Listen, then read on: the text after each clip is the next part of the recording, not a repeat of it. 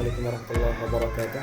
Perkenalkan, nama saya Heri Handani, mahasiswa Komunikasi Penyiaran Islam semester 3 di Universitas Muhammadiyah Mataram.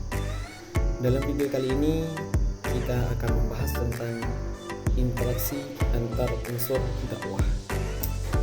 Baiklah teman-teman, langsung saja simak bagaimana dan apa saja yang dibahas dalam materi interaksi antar unsur dakwah itu sendiri. Dalam unsur dakwah itu terdiri dari da'i, mad'u, wasilah, tariqah atau uslub, maddah, dan athar. Apa sih definisi dari da'i itu? Da'i adalah orang yang melaksanakan dakwah baik secara lisan maupun tulisan ataupun perbuatan yang baik secara individu, kelompok, atau berbentuk organisasi. Nah, terus mad'u itu apa? Mad'u adalah manusia yang menjadi sasaran dakwah atau manusia penerima dakwah baik sebagai individu maupun sebagai kelompok, baik manusia yang beragama Islam maupun tidak, atau dengan kata lain manusia secara keseluruhan. Kemudian wasilah. Wasilah itu sendiri adalah alat atau media yang dipergunakan untuk menyampaikan materi dakwah kepada seorang mad'u. Wasilah bisa berupa media tradisional, media modern, dan perpaduan antara kedua media tersebut. Ayo, ada yang tahu apa itu tariqah atau uslub? Tariqah atau uslub adalah jalan atau cara yang dipakai juru dakwah untuk menyampaikan ajaran materi dakwah itu sendiri, sebagaimana yang tertulis dalam Al-Quran surah An-Nahl ayat 125 yang artinya, serulah manusia kepada jalan Tuhanmu dengan hikmah dan pengajaran yang baik, dan bantahlah mereka dengan cara yang baik pula.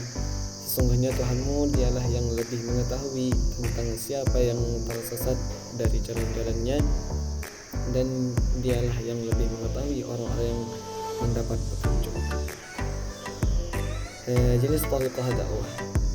Jenis tariqah dakwah itu yang pertama ada bil al-hikmah atau dengan kebijaksanaan, yaitu cara menyampaikan pesan-pesan dakwah yang sesuai dengan keadaan penerima dakwah. Pembangunan tempat ibadah, ceramah pengajian, tingkah laku dan tutur kata. Kemudian yang kedua ada mau'izah hasanah, yaitu nasihat yang baik berupa petunjuk ke arah kebaikan dengan bahasa yang baik.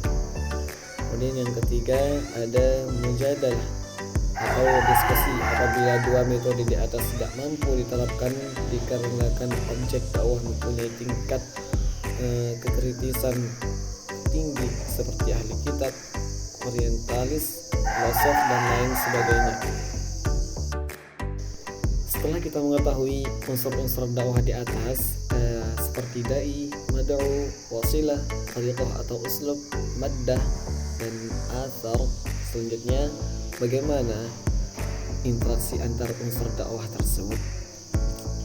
Supaya proses dakwah berjalan dengan sempurna, maka seorang dai harus menggunakan metode, materi, serta media yang tepat.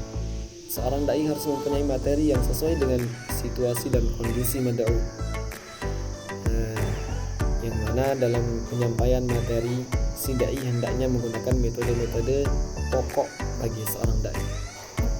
Setelah proses penentuan materi serta metode-metodenya terlaksana, maka seorang dai bisa melaksanakan dakwahnya melalui media, baik itu media lisan, tulisan, dan sebagainya. Apabila seorang dai telah melakukan tahapan-tahapan di atas, maka yang terakhir adalah proses evaluasi terhadap dakwah yang disampaikannya.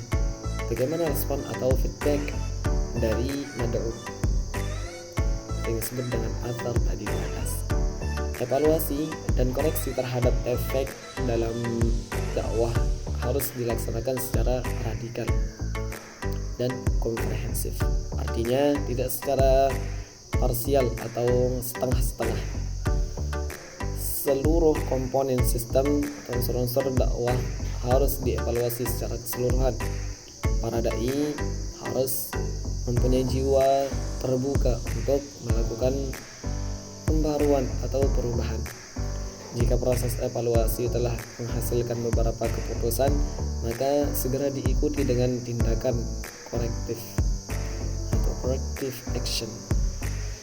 Dan jika proses ini telah dapat terlaksana dengan baik, maka terciptalah mekanisme perjuangan dalam bidang dakwah. Dan inilah yang disebut dalam agama dengan sebutan ikhtiar insani.